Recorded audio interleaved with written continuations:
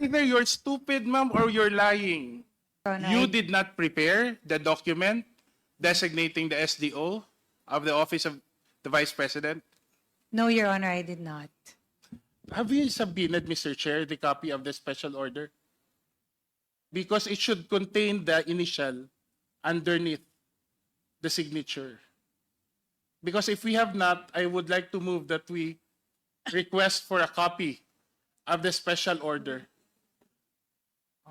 Because otherwise, Mr. Chair, I would be worried that somebody would be given the authority to disburse hundreds of millions of pesos and not have to go through ordinary processes. Eh kahit nga travel order, kailangan initialan ng Chief of Staff eh. Travel order lang yun. Your Honor, may I answer? Please, Attorney Mr. Chair, Lopez. Mr. Chair, yes.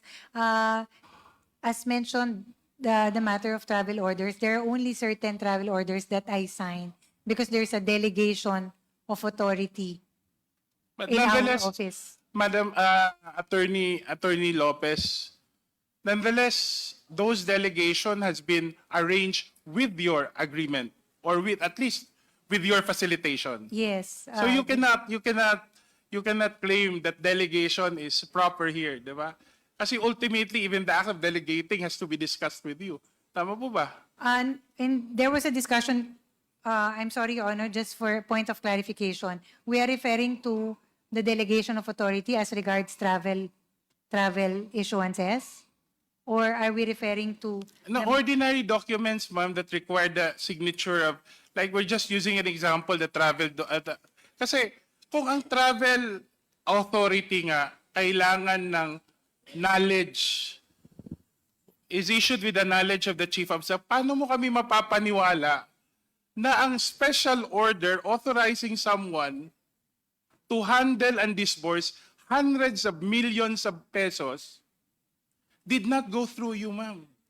Either you're stupid, ma'am, or you're lying. Sorry, nadadala lang ako. Di ba? Kasi nag-chief of staff ako eh. Lahat to ng dinadaan, pipirmahan, kasi either ang principal ko ang kulong o ako ang kulong. Kasi ako ang mag-i-initial eh.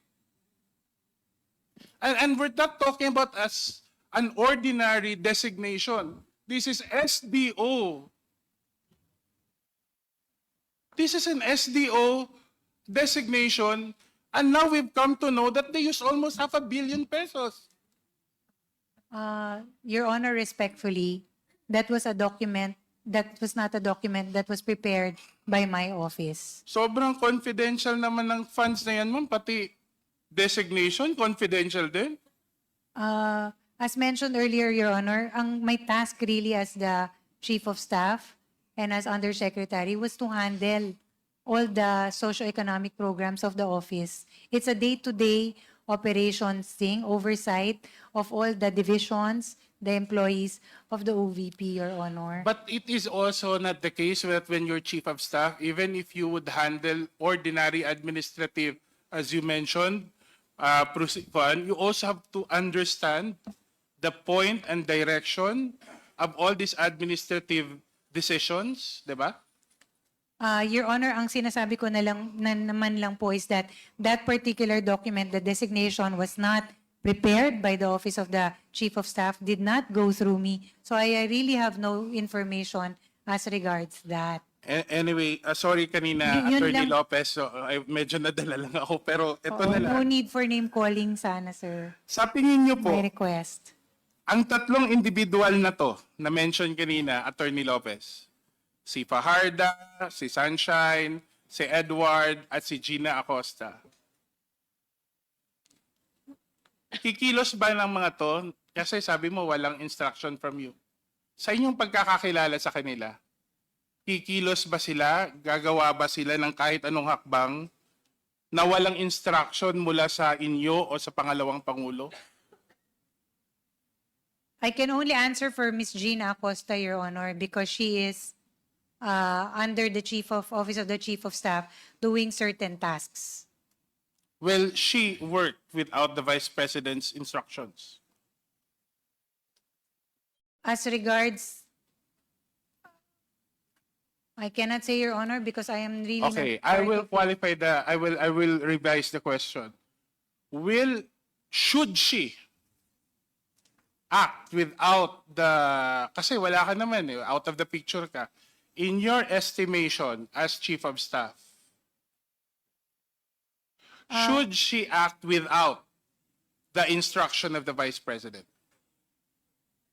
Kasi kung hindi ka rin kasama, eh baka si Gina Fardo talaga ang nagtago nung nag-disburse lang, kanya lang, di ba? Your Honor, given that she was designated as an SDO, she will get her instructions from the one who designated her as a SDO. Okay. Hindi ko ako abogado ma'am, pero ang sagot niyo po, abogado talaga. Ano? Ito na lang. Kikilos ba, gagalaw ba si Ginang Acosta dapat bang gumalaw o kumilos o magdesisyon si Ginang Acosta na walang pahintulot o instructions mula sa pangalawang Pangulo? Hindi po. Tama. Salamat po for that answer. Pwede ba nating ma'am, na dahil matagal nang magkakakilala itong tatlong tao, magkilala din ninyong kayo, kilala din ni Vice President, pwede ba nating masabi na sa usapin ng confidential funds, the act of one is the act of all? Your Honor, as I mentioned, I can only answer for myself. No, I am not privy to anything as regards the disbursement, utilization of the confidential funds. Ma'am, kung hindi po kayo privy sa utilization ng confidential funds, paano nyo pa ma-establish yung boundaries ng liquidation at kayo pa po ang nagsulat sa Commission on Audit tungkol dito? Oo. As I mentioned earlier, Your Honor, these were documents and attachments presented and prepared by Mr. Lemuel Ortonio. Ma'am, as a lawyer and as a Chief of Staff of the Vice President, hindi ba sa tingin ninyo, in your judgment, etong mga arrangements na to na medyo sabihin na lang natin unorthodox, no? Ito ang nagresulta ng kakulangan po ng transparency sa paggamit at pag-disburse ng confidential funds. In your judgment, ma'am, you know, you're not the only agency that has confidential funds. And we did not see these problems in other agencies. But can you at least acknowledge that all this trying to find ways of compartmentalizing, of skirting procedure, have contributed to, at least na lang ma'am, to that impression that there is a lack of transparency in the disbursement of confidential funds, that you could have done better in the use of confidential funds? Your Honor, Mr. Chair, that is the case and the situation in the Office of the Vice President, Your Honor. There are things that I am not privy to. It is compartmentalized kind of tasking. I was only really confined to my tasks, which I mentioned earlier, Your Honor, which is really running the operation side of the Office of the Vice President, ensuring that our programs are institutionalized, it is implemented across the country. Yun po yung ang main task ko. Did I was any of not your- really given information or was not made privy to that. For the record lang, Attorney Lopez, did any of your programs, projects that you implemented, any of these projects, were these funded by the confidential funds? For the record. Your Honor, no. There is a budget allotted for our socioeconomic Klaro yun, Mama. programs. So, lahat yun, walang serbisyo sa bayan. Walang serbisyo, walang social service na napondohan galing sa 600 billion or 500 billion ba, o 500 million ba, na na-assign sa confidential funds. None, Your Honor, because all our projects have allotted all our socioeconomic programs have different allotments Correct. in the budget. Kasi regular item yon sa Opo. office, di ba? So itong 600 million or 500 million in the case of the OBP were for items that were never part of assistance programs, nothing to do with helping the people. Tama po ba? None, Your Honor, for a regular program. Thank you for that clarification, Attorney Lopez. Mr. Chair, kanina pa sinasabi paulit-ulit ni Attorney Lopez na compartmentalized ang trabaho ng Office of the Vice President at mga nasabing tao na pinangalanan natin. Hindi niya alam ang detalye ng disbursement ng mga confidential funds. Ngunit hindi natin makakaila na merong klarong koneksyon ang mga katauhan na in charge sa paggamit at pag-disburse ng confidential funds na posibleng maging rason o dahilan ng kakulangan ng accountability sa usaping ito.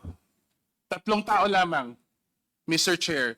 3 tao lamang na magkakakilala, magkakaibigan, magkakapamilya ang magkaroon ng kontrol sa halos kalahating bilyong pera ng bayan. Ulitin ko lang ho, Mr. Chair, para mag-sink in po sa ating mga resource person at mga members ng committee. Hinayaan, pinahintulutan at itinalaga ng tanggapan ng pangalawang Pangulo ang 3 tao at 3 tao lamang ang na magkakakilala, magkakaibigan at magkakapamilya ang kontrol sa pondong ating tinitignan. May manifestation sana ako, Mr. Chair. Ako naman yung last, no? Meron pa isa. Pero pwede pa. Yes. Manifestation. Okay, please state your manifestation. For the manifestation, of course, with the